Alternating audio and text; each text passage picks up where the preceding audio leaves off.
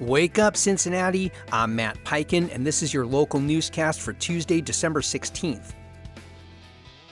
A nonprofit that began as an anti-pornography group in a Cincinnati church basement is now one of Ohio's most influential conservative policy organizations. The Center for Christian Virtue, formerly Citizens for Community Values, has lobbied on hundreds of bills and championed legislation restricting abortion, LGBTQ+ rights, and public education access. Under current President Aaron Baer, CCV has quadrupled its revenue since 2020 and built deep ties to Republican lawmakers and churches. Critics warn the group is eroding church-state separation, while supporters praise its moral advocacy. You can read this story in The Inquirer.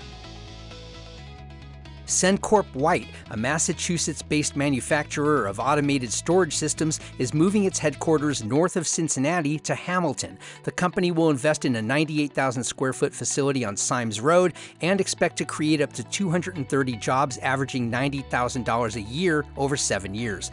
The move, backed by a $3.5 million Ohio job creation tax credit, also includes support from Jobs Ohio, Ready Cincinnati, and the city of Hamilton. Renovations are underway, with operations projected to begin early next year. The company cites regional talent and logistics as key relocation factors. Details are in the Cincinnati Business Courier.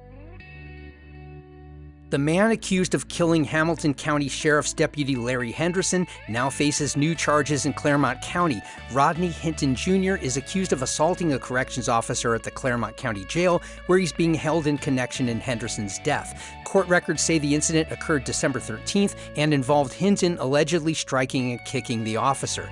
Meanwhile, Hinton is seeking to change his plea in the Henderson case to not guilty by reason of insanity. A court-appointed psychologist testified that Hinton suffers from bipolar disorder. More testimony is scheduled for January 5th. Read more about this at WCPO.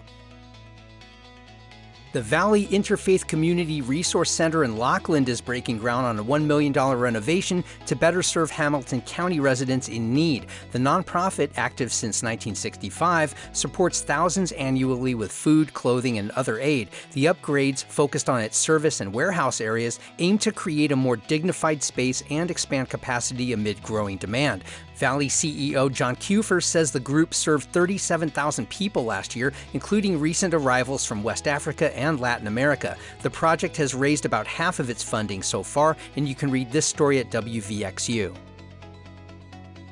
And beyond the indignity of suffering through a 24-0 Bengals loss, fans at Paycor Stadium on Sunday also faced snow-covered seats, a possible violation of NFL game day standards. League rules require home teams to clear snow and ice from seating areas before games. Photos showed untouched rows of snow before kickoff. The Bengals stated that aisles were prioritized and ushers were available to help fans. The NFL confirmed it coordinated snow removal with the team and said added snowfall overnight caused minor accumulation. No disciplinary action was considered. Read more about this at Local 12.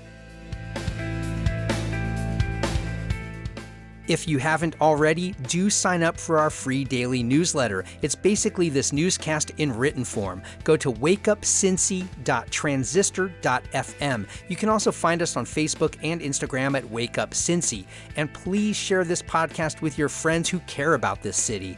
I'm Matt Peiken. Thanks so much for starting your weekdays with Wake Up Cincinnati.